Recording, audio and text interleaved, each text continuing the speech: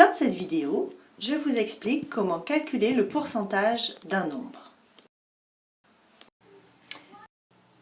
Chercher le pourcentage d'un nombre, c'est comme chercher une fraction de ce nombre, c'est-à-dire une partie de ce nombre.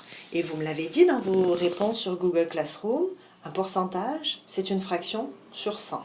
Alors on garde ça en tête, puis on va prendre un exemple de notre vie quotidienne pour savoir comment calculer des pourcentages. Je vous rappelle que tout ce qui est écrit à l'écran doit être écrit dans vos notes de cours. Alors on imagine que l'on veut acheter un lecteur de musique qui coûte 120 $, puis qu'on est chanceuse qu'il y ait un rabais de 20%. Donc on est en droit de se demander combien on va payer ce lecteur de musique.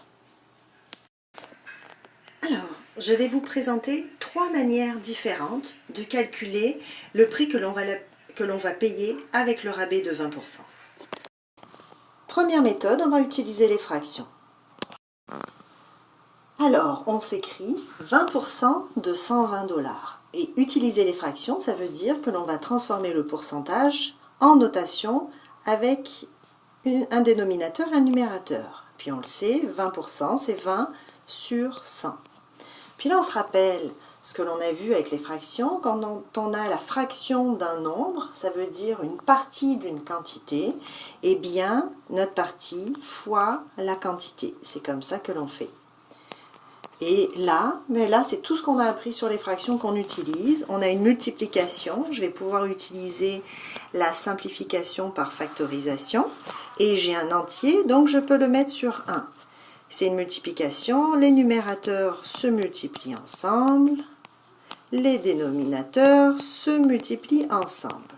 Puis là, la méthode de factorisation, je regarde en mon dénominateur, j'ai 100, je peux le décomposer en 10 fois 10, il reste le fois 1. En haut, j'ai 20, c'est 2 fois 10, fois 120, c'est 12 fois 10. Je simplifie mes 10 parce que 10 divisé par 10 ça fait 1 et encore mon 10 divisé par 10 ça fait 1. Qu'est-ce qui me reste? 2 fois 12 divisé par 1 ça me fait 24 $. Donc j'ai un rabais de 24 $. J'ai une autre opération à faire maintenant. Il me reste tout simplement à faire 120 moins 24 $ qui me donne 96 $, ce qui est le prix à payer pour mon lecteur de musique. Deuxième méthode, je vais l'appeler 100 parties égales. Quand on parle de pourcentage, c'est comme si on partageait la quantité que l'on a en 100 parties égales. La quantité que l'on a, c'est 120 $. On va la partager en 100 parties égales. Donc partager, c'est diviser. On divise par 100. 120 divisé par 100, ça va nous donner 1,2. Puis ça, c'est une partie sur les 100. Nous, on en veut 20, puisqu'on a 20%. Donc, il nous reste à faire 1,2 fois 20, ce qui va nous donner 24 $. Ça, c'est le montant de mon rabais. Donc, pour calculer mon nouveau prix, je fais la même étape que j'ai fait tantôt à la première méthode. Je fais 120 moins 24, ça me fait 96 $. Alors là, ça nous oblige à passer par la notation décimale. On fera des révisions plus tard dans le cours à ce niveau-là. Mais ça nous permet quand même de trouver le même résultat.